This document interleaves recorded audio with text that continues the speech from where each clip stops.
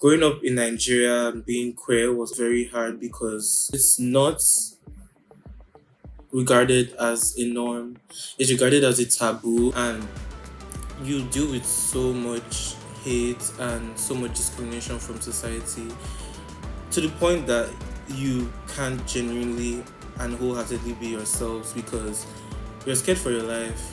Hi, my name is Oluwadamilamo, and this is my assessment for Identity and the Good Life, titled The Concept of Japa-ing and How It Contributes to the Happiness of Nigerian Youth in Diaspora.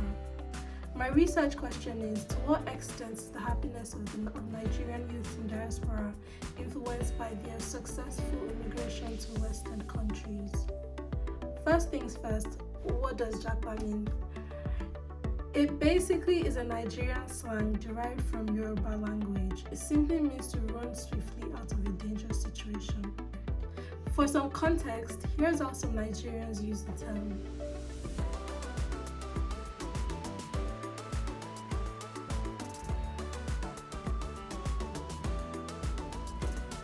Amongst other things, the term is mostly used in relation to moving out of Nigeria, usually to a Western country.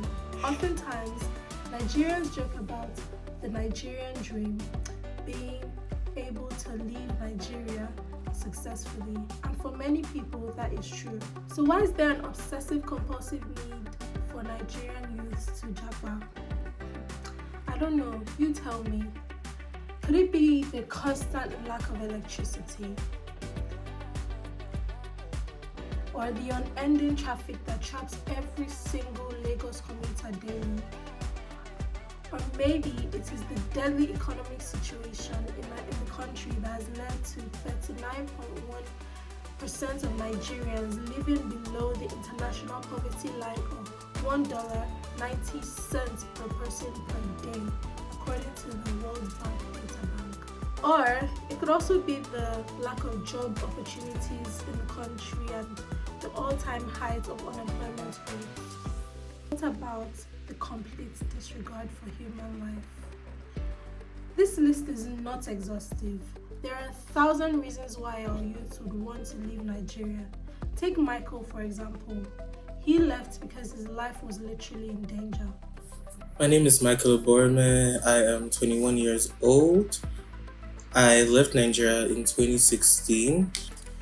Leaving Nigeria has made such a positive impact on my mental health because growing up in Nigeria, I was always bullied, scolded against being feminine, and I never understood why. I was also taught to believe that if you're gay, if you're trans, if you're queer, anything of the sort, you're going to go to hell because Nigeria is a very religious country that struggles to separate religion from the states and the law.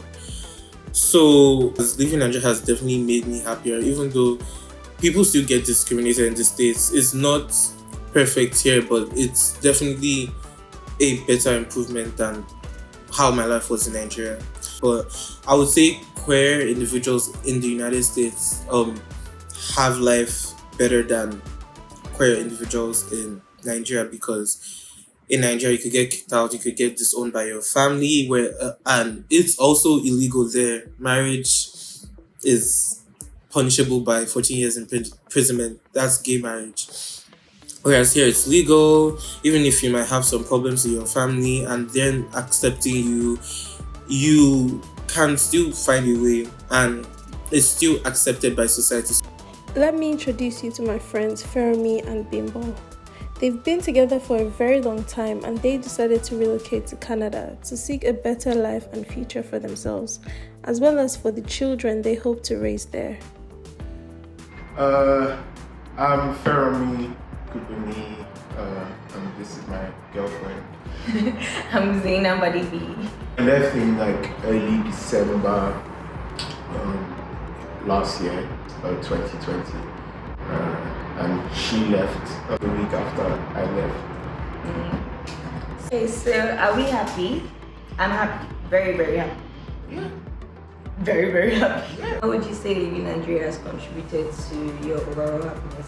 So the thing is, back home in Nigeria, the instability is crazy, and because of that, there's just so much stress because like you're not sure if you're safe or like you don't know what's gonna happen next, and like there's just a lot of stress factors like traffic, the finance, like just basically everything. And leaving Nigeria is like definitely a breath of fresh air for me. Well, now the dynamics are like different. Like, so we've recently just moved in together, and well, it's been interesting, you know. Like obviously back home, it would be like more difficult to do that. Only a miracle can happen for me to say, oh, I want to consider raising my kids in Nigeria, even sending them back home for school is actually risky for you to consider that. I mean, safety. Things are stressful, things are difficult for young people like myself or around people around my age. Everybody's struggling, and it just seems like the government doesn't even really care. It's frustrating, and I think there's a report that says something like around half or more than half of the young people in Nigeria that are in Nigeria right now want to leave. So I think that alone basically, it paints the picture. Does leaving Nigeria mean you would have unlocked the key to happiness? Take a look at this. This was me a couple months ago, working at a company that I loved, with people that I loved, doing what I loved. I was happy.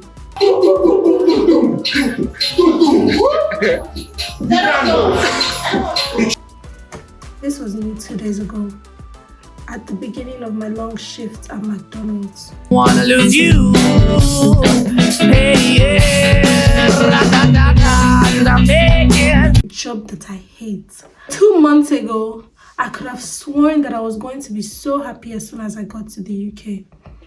This brings me to the topic of cruel optimism, a subject so aptly explained by American author Lauren Boland.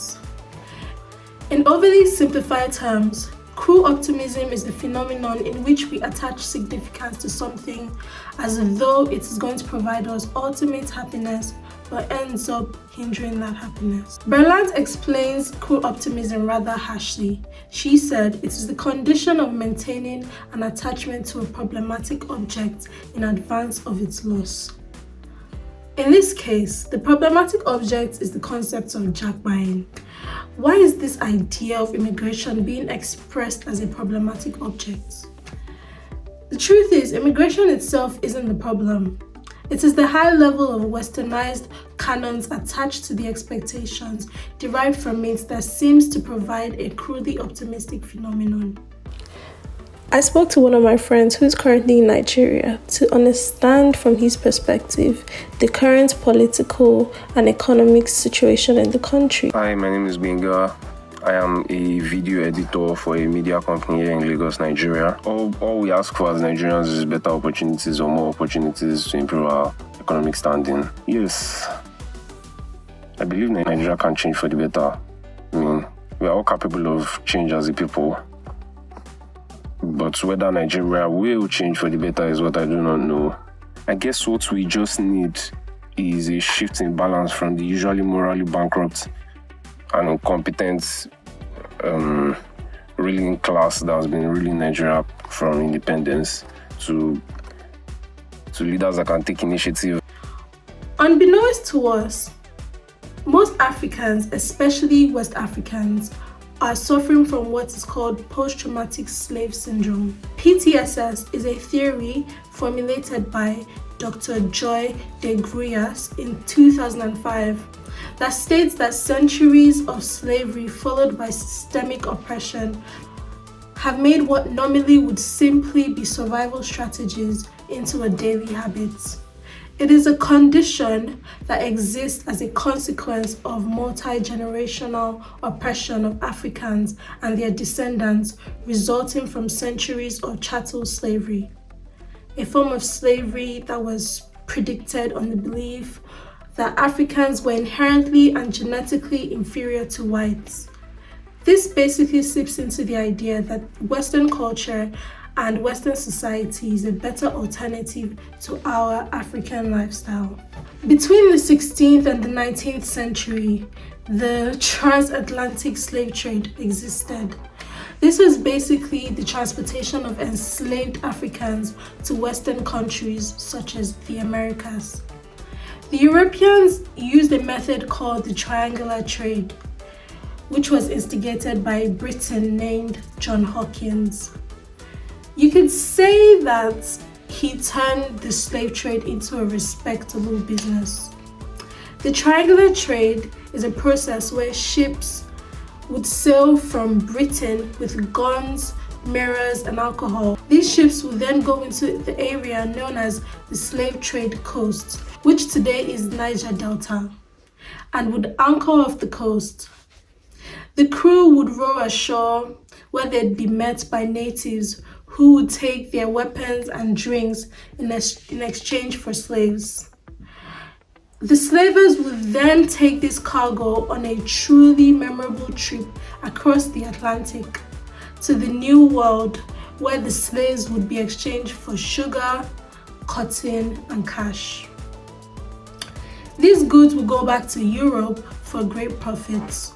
Eventually, slavery in Africa changed because of the transatlantic slave trade, as the justification for enslaving people became more flimsy. But that didn't stop Europeans. After a brief intermission for about half a century, Europe returned to colonize Africa, but things had changed. Modern medicine made it possible for them to penetrate inland. When Europe returned to colonize, they found willing collaborators in Africans, but under different rules this time. So the collaborators ensured that other Africans kept working for Europe to be happy. In exchange, their kids went to Oxford. So you can see, the ability and the power to live or study abroad has always been the prize for many Africans and Nigerians. In order to further examine the intensity of the subject, I spoke with Chidera Peters, a young Nigerian who specializes in advising and supporting international students. She's the founder of the CP Community, an online community of international students in the UK, providing information, resources, and a supportive community to help students make the most of their time in the UK. She's also a YouTube influencer with over 800,000 views and 13k plus subscribers on her international education advice channel. What are the conditions that you think are constantly driving Nigerian youths away from Nigeria? I think is the rate of unemployment, and then the idea of greener pastures available outside the country. Life in the UK is better, while on some other things, life in Nigeria is better. If it's in terms of quality of life, like the fact that you're in a place where amenities work, you're in a place where there's 24 hours electricity, you've got good healthcare service, then in that instance, life in the UK is better. But then if it's also in terms of cultural aspects, such as like the communal lifestyle that is practiced in Nigeria and Africa, in that instance, life in Nigeria is better. So people say that the Nigerian dream is being able to successfully move out of Nigeria. What do you yes think about that? I think that's the dream, because the country doesn't work in terms of their even like infrastructure, opportunities, good governance. We've not gotten it right in these areas. So want to leave the country and go to a place where they can obtain like at least a certain level of comfort. It is easier to attain that level of comfort. Like there's this certain level of comfort that everybody can just have, that it's not very obtainable here in Nigeria because the systems don't work. So yes, it is definitely Nigerian dream, the dream of a Nigerian youth to leave the country, because we've all been sold the idea that it's definitely better outside than it is in Nigeria. So yeah, I think I agree with that. I like the fact that you said that we've been sold this idea. So, like, Yeah. do you think this has anything to do with the fact that we, like, as Nigeria as a country, was colonized by the British, or that we were colonized at all by Westerners? Do you think that the basic, like, thirst to leave Nigeria has anything to do with that? Because we were colonized by the UK, there's already this precedence of the UK being like better or supreme because they came here and colonized. They are the colonizers, isn't it?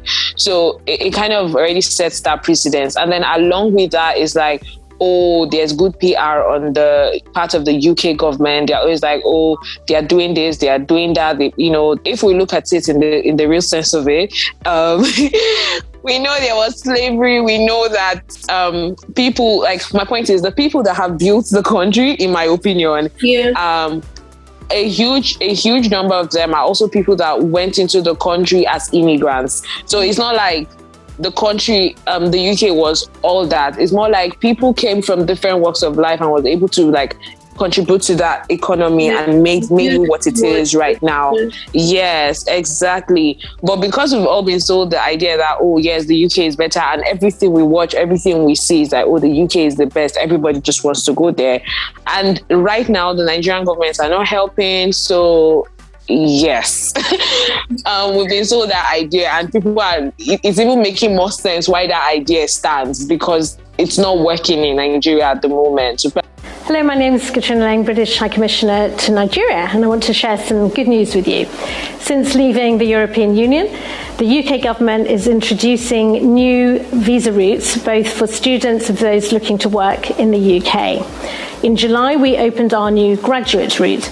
So for those of you who are studying at a British education establishment up to graduate or postgraduate level, studying a degree or master's, you will now be able to stay in the UK for 2 years. And if you've studied a PhD, you'll be able to stay for 3 years. And you will no longer need a sponsor to apply for these visa routes. I think up until this post-study visa was introduced, it seemed as though the UK was not very favorable to accommodating international talent, new talents to the country. It's like, oh, when you're done with your studies, you have to leave immediately. And I found, at least after, I think, 3 months, you have to leave. And that was not really favorable, because people spend all this money to come to, they contribute all this money to the economy, only for them to be told, oh, you have to go back to your country. And then other countries like Canada, for example, they were getting it right, giving students post-study and all of that. So it's just now that the post-study visa has been put in place, I feel like this is the UK government trying to be like, oh, we want to be open. We're trying to be open to international students. And I know a lot of international students have just applied to the UK simply because there's now a post-study. Although the term Japa may be fairly recent, the concept isn't. For many centuries, Nigerians have been risking their lives to go out of impoverished situations in search of a good life. Many Nigerians have been exploited, used and abused because they will give up just about anything to stay out of Nigeria. So Berlin's notion of cruel optimism comes in when Nigerians wholeheartedly believe that once they're able to move abroad, their lives become a lot easier, their dreams become a lot more achievable. They truly believe that they have found the good life. One wouldn't blame them, because most of these countries provide a stable economic and political backdrop to fuel sustainability and high quality of life. But what they soon realize after immigrating is that this notion of the good life in these countries is not accessible to all. Immigrants are treated like second-class citizens. We don't get equal job opportunities as the actual citizens. So immigrants begin working in the blue-collar industry, where work is flexible and unstable. We're introduced to the gig economy, where we feel we're in total control of our work, but instead we are being baited and exploited to work longer hours to make more money getting paid minimum wage. This could be described as flexploitation. This form of economic and structural injustice could be called precarity. According to cultural anthropology, precarity is an emerging abandonment that pushes us away from a livable life. Lauren Berlant also speaks on precarious life in her 2011 work titled Austerity, Precarity and Awkwardness, stating that precarity is a condition of instability created by changes in the compact between capital and the state. So immigrants like myself begin to move into a more precarious life, whereby the things we thought would make us happy slowly start to fade away and unhappiness and dissatisfaction set in. This leads to our emotional, physical, and financial downfall. Conclusively, the message I'm trying to pass across is that being at peace with your current surrounding and environment will lead to so much sought after happiness. It doesn't come from constantly wondering what is on the other side of the horizon, because I guarantee you, it isn't always green grass.